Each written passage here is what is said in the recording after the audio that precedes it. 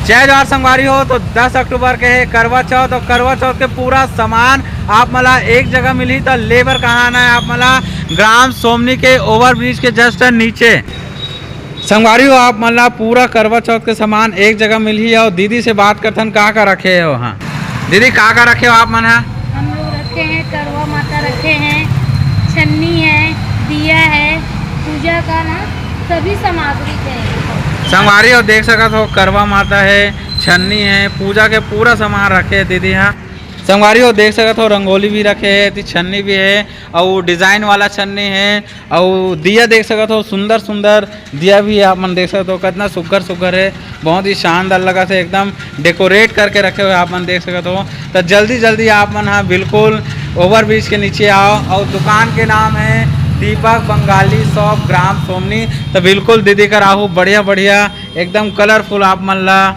करसा देखे बर मिली, देख सकत हो करवा माता देखे बर मिली, देख सकत हो कितना सुघर लगत है। तो बिल्कुल जल्दी जल्दी आओ, लिमिटेड स्टॉक के देख सकत हो।